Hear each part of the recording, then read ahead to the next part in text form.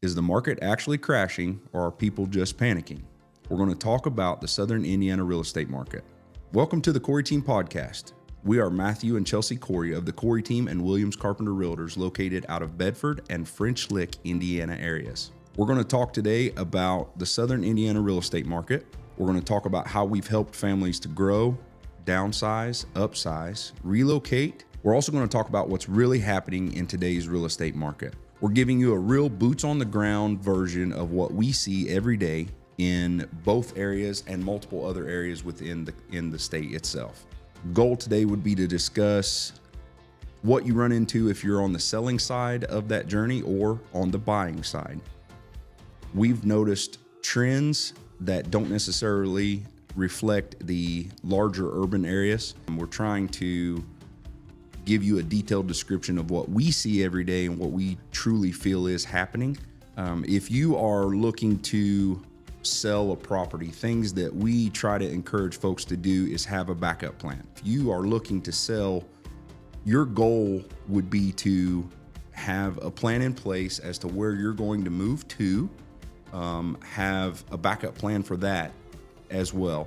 If you're looking to make a first right contingency offer, you are going to need to have other homes in mind that you are already considering, homes that maybe are on your B or C plan as well. Because if you get involved in another real estate transaction and something happens with your home, your current home for that matter, things can downslide and cause issues on the home that you are purchasing as well. What we are noticing is oftentimes sellers don't know how to prep their home for photos and for video side, decluttering, and really that curb appeal is the largest benefactor you have when you're trying to appeal to your buyer itself. Chelsie and I are really good about walking through those homes, preparing those for those listing photos, giving you some ideas that you maybe didn't necessarily consider when you are looking to get your home on the market. We want to have those discussions on this podcast and make sure you as a consumer know how to prepare, and also kind of let other agents know how we feel about things. We like to have good relationship with other selling agents and really portray what's best for everyone in that regard. On the sell side, we often see folks are still trying to overprice. Not necessarily always the case, but oftentimes folks are overpricing their properties when in all truth, the market speaks for itself. So we try to let folks know if we tell you something, it's not because we're just trying to fast sell your property. It simply boils down to the fact of we want to give you true market value, give you an idea where things fall, and that way you and your listing, your real estate goals have the best shot at it that they can, for that matter. On the buy side, you have to consider the fact that whatever the market is reflecting on the sell, it's also going to do on that buy side. In that regard, on the purchase side, if we're overpricing your home and you're aware of that fact, you're also going to be cautious of that on your purchase side, and you're going to want to deal on that purchase side. We try to help to balance and equate those situations so that you have a fair expectation of what you're getting into when you get involved. So we want to talk about what we see every day in our counties. We're very knowledgeable of the Bloomington, Bedford, Mitchell, Orleans, Paoli, West Baden, French Lick, even into Du Bois and Crawford County areas. We service multiple counties, and we're starting to notice certain areas that are starting to heat up, and we're starting to notice some areas that are somewhat stabilizing on the pricing portion. I would say Bloomington market really stays stable. If anything, you always see a slight increase year to year. I think that warrants that as well. You don't see a lot of deferred maintenance on those Bloomington properties overall. In the Bedford market, I think the Bedford market is ever increasing. It seems that our home base, which is Bedford, it seems that that market really, you always see that increase in pricing. You're starting to see folks take care of more deferred maintenance. They're really staying on top of their property, their curb appeal. It also boils down to zoning and regulations within those cities and counties. That actually helps to retain those property values as well. One area that is just absolutely in a boom is the West Baden, French Lick areas, which everybody knows. Orange County really has undergone a lot of development in the last, I would say, 12 to 15 years. You're starting to see those property values increase significantly. It's helped a lot that the resorts and things are bringing in a lot of workflow. That is very, very important. So you see a lot of relocation. You see folks coming from other states. You see folks coming from other counties, even within the state of Indiana. They're locating here because they have those job opportunities. You've got large companies, organizations that are running like GM. You've got Lehigh, Crane Naval Base is always a big employer in our area. The resort, for example, you've got the golf courses. Even if these folks are coming in for summer help, or even I know folks that come here temporarily to work at the Peaks because they have a winter job, and then they relocate back out to Colorado for a few weeks. It's so unique to see those people and how they live their lives and how they transition. And what we try to do is be there for them, understand those situations, and how this may only be a temporary solution for what they're needing to do in real estate. Then you have folks that are looking for more of a summer house kind of situation where they live here in the summer, they relocate to Florida in the wintertime. We see a lot of that. What's nice is the fact that we try to individualize each person's situation. Chelsea's really good about understanding and really building them a profile from the beginning, the moment that we've met those folks. We feel that's very, very important. So when we show properties, something that we are seeing is lack of detail on the listing site itself. We feel if you've listed a property for an individual, that's very, very important, regardless of price, location, even what that home has to offer, or property for that matter has to offer.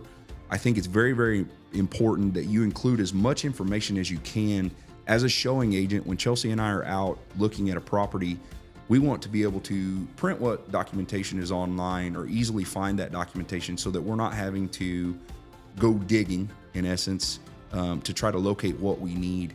The counties are pretty good about showing tax records and property descriptions, things of that nature, but there's a lot of other details that we really need to dig into that are relevant to a prospective buyer. I would say the lack of information is probably one of our biggest hurdles right now. And as listing agents, I think that's our job to really, really put as much information, as much detailed information as we can out the moment that property hits the market. I think in that situation, if you put out the best foot forward from the beginning, you're really giving that listing the best competitive edge that it can have in the market itself. And it's all about competition on the market. Now, on our buyer side, what buyers are experiencing really boils down to several factors. Financing right now seems to be one of the largest obstacles that these folks are running into.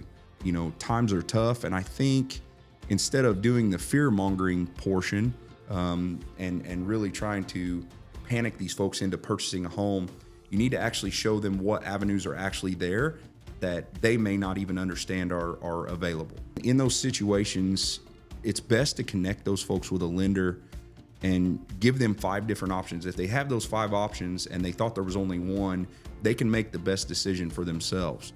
It comes down to payments, what works best for them.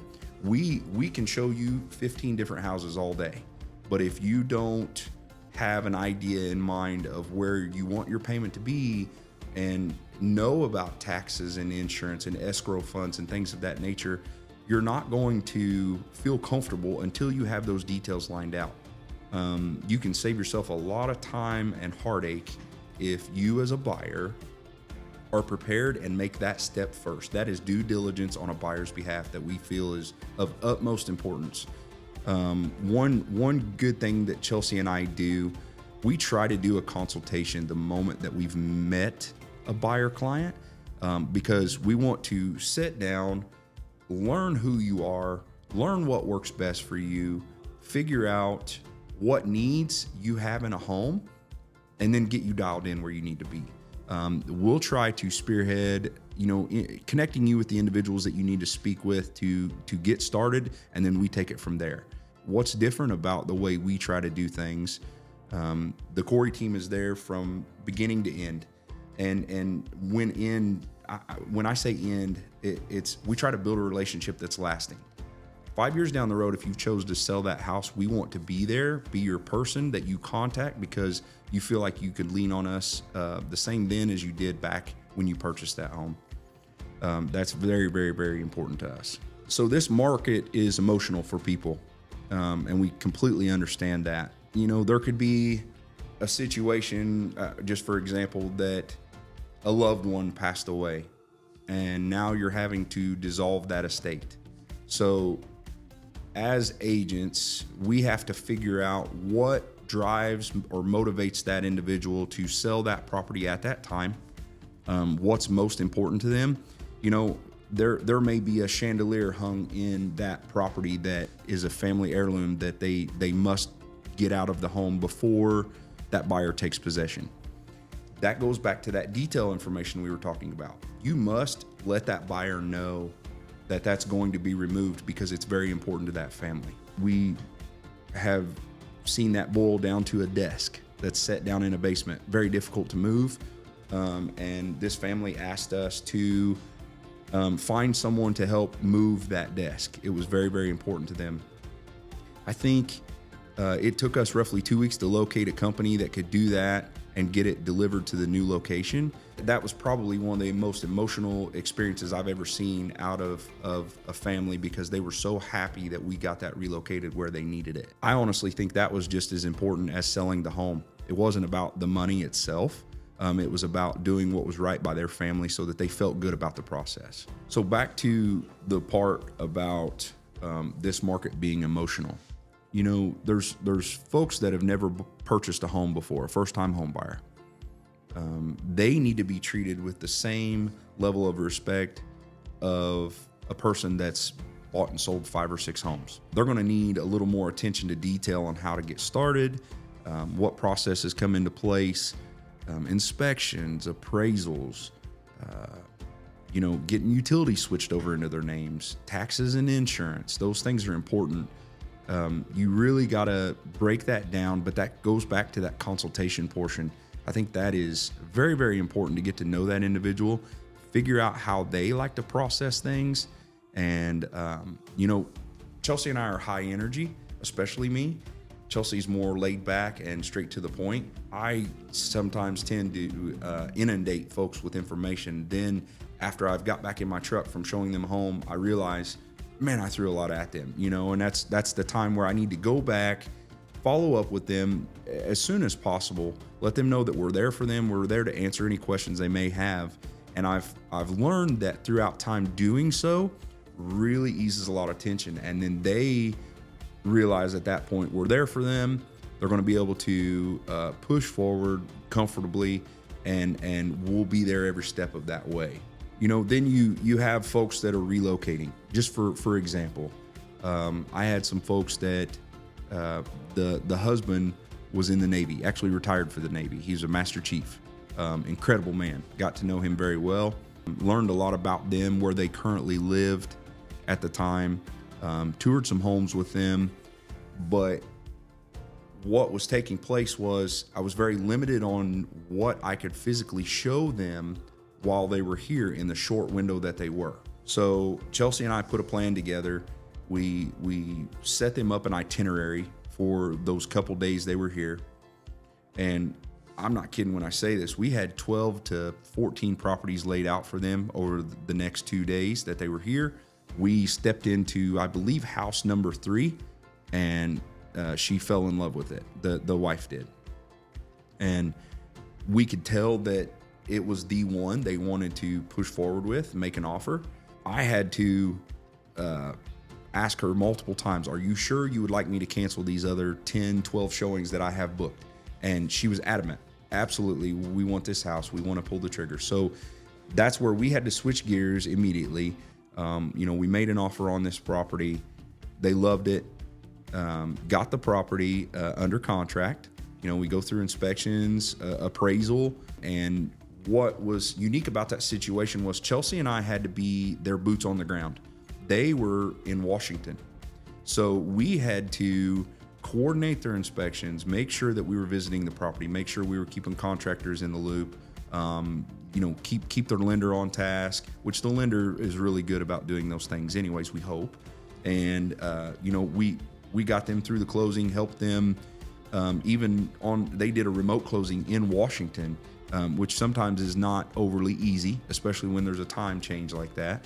But when they arrived back here in Indiana, they went straight into their home late at night one night at like 10:30, 11 p.m. And they were just, it was total relief that they had made it that far, drove all that way. But I feel truly, I really, really feel that the work Chelsie and I did behind the scenes that no one really ever sees is what allowed them to step right into that home that evening and feel good about that. That's very important to us. And I'll have you know, that gentleman now works at a large company here in Southern Indiana. His wife has literally just infiltrated herself into the community. She loves it. Their kiddos are working here already, and this has been less than a 3-month interval. And that's very, very important to us. We want to help give you those list of amenities and give that buyer some connections here locally so that they step in, take off, and we want you to feel home. That's really one of the most important things when you get here. We were talking about listings, and sometimes sellers are nervous about timing. When's the best time to go on the market? Should I wait until after the holidays? Should I wait until the spring when there's a little more curb appeal on the home? And it really all depends, but at the end of the day, there's no bad time to hit the market. If that person is turning around and purchasing another home right away, it's very important to explain to them that if the purchase price on their property that they're selling is low at this time, it's going to reflect the same way on the home that they're trying to purchase. Every market individualizes itself enough. You're going to be able to see those trends. But here, if you're turning around and selling a property, turn around and buying another immediately, those are going to somewhat balance each other. One doesn't shoot up over the other right away. It just doesn't. It doesn't work that way. Supply and demand changes everything. Right now, we have an abundance of supply. I think there's been some cuts on the rates and things that have helped to incentivize folks, but it all balances out to buyer willingness and if that works best for them at the time. So long ago, when I jumped into real estate, Chelsie and I came up with a theme of let us be the keys to your new home. And we tried to be as broad as we could with that, because you may think that a house actually makes a home, but it does not. You as an individual is what makes a location a home. So in the situation where a widow has to sell a family home that they've owned for 40 years and then move into an apartment, we will help to facilitate that sell and then also help get them relocated into that apartment. We think that is very, very important. That is now that individual's new home. Someone that is downsizing, their kiddos have gone off to college, they've got this giant home, they just don't need all the space. It's hard for them to maintain the property they're setting within. They may be looking for a home that their kiddos can still come home to on the holidays or just on summer break, or just because they want to see their parents. It's important for us to find that home that still has that space. I'm working with a couple right now that Chelsie and I visited their property not too long ago. They're getting ready to sell, but the home that they're searching for must meet those requirements. They have to have 2 extra bedrooms in case their children visit. so that they have that space. That's an absolute must. And we found several that fit that criteria, but we have not found the one yet. It's going to be one that they have to tell us what feels like home. It's not going to be what we can throw at them. It's going to be, us having to be boots on the ground once again, digging, seeing what we can find, some that they may even looked over that they don't realize what's there. And it's important to right back to those details, really, really dive into those details, find what they need or what they're looking for. So let's get down to here's what we would do if we were buying or selling a home. On the selling side, we would encourage you to listen to the agent that you've decided to interview. Try to trust their opinion, but don't hesitate to get other opinions as well. It's very important to grab their market knowledge, know how they feel about the market, and you, of course, ultimately are the boss, but you need to really, really try to feel them out, see what they're aware of that you may not be. On the buying side, very important, first and foremost, figure out what you need in a home, what criteria needs fit you best. Then you really need to focus on your finances. Debt to income is a real factor when it comes to financing or affordability for you and whoever is moving with you at the time. Debt to income, or DTI, you'll hear a lender say, probably influences your type of financing most out of anything. That boils down to FHA, USDA, VA financing, whether you're doing a cash purchase and have to provide proof of funds, or if you're doing a conventional loan or an insured conventional loan. There's 50 million different programs out there. There's there may be a first-time home buyer that is able to apply for a down payment assistance program. We try to have those discussions right away.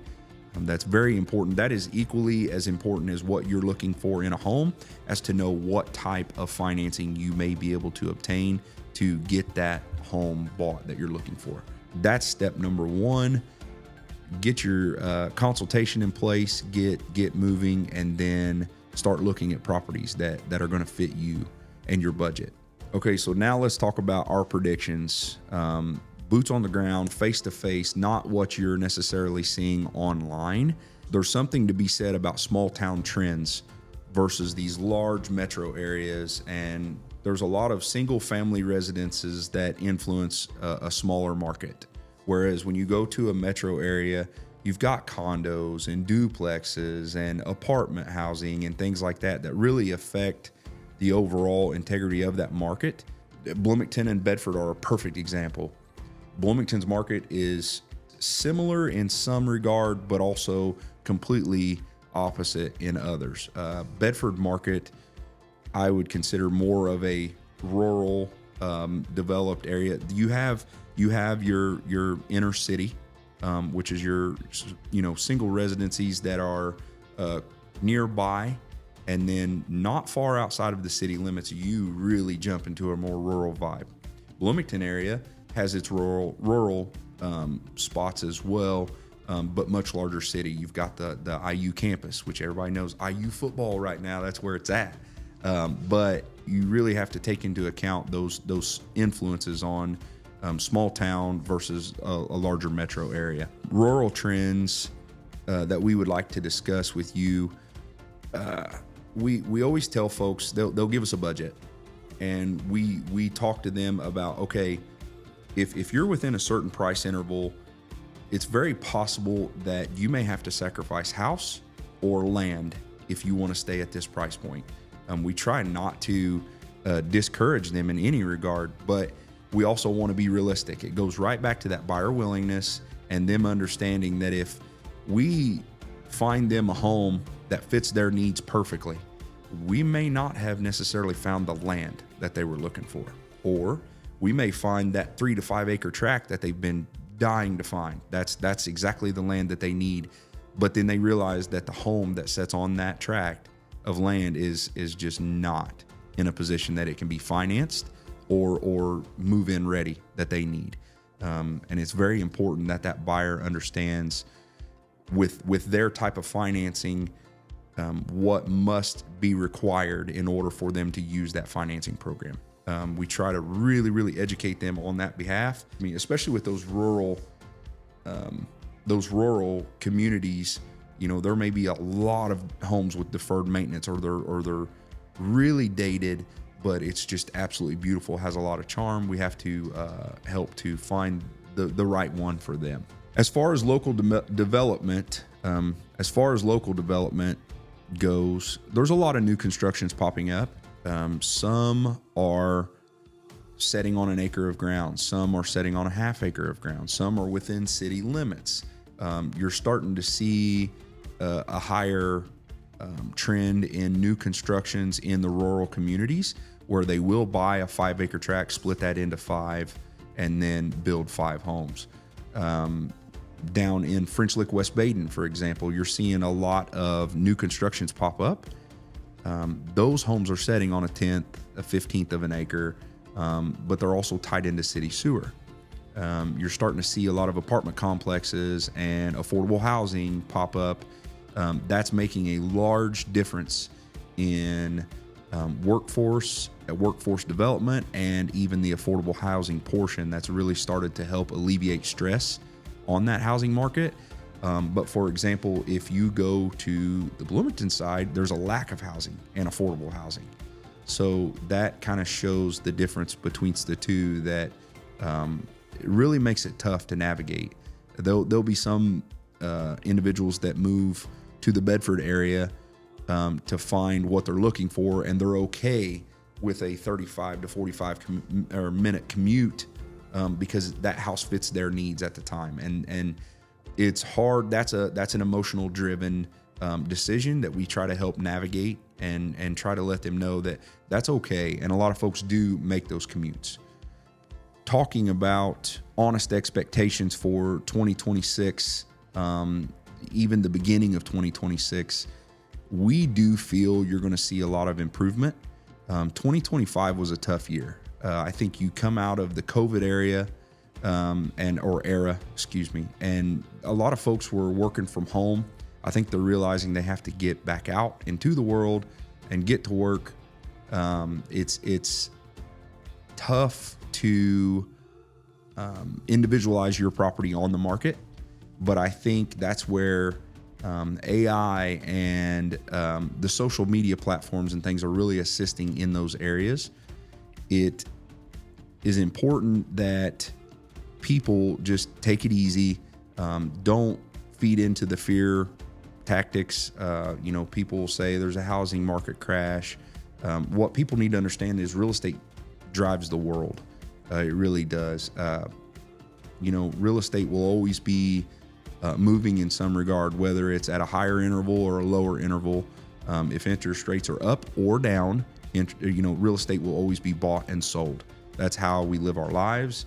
That's how our families grow or downsize, for that matter. That's how people relocate or find a better position for them.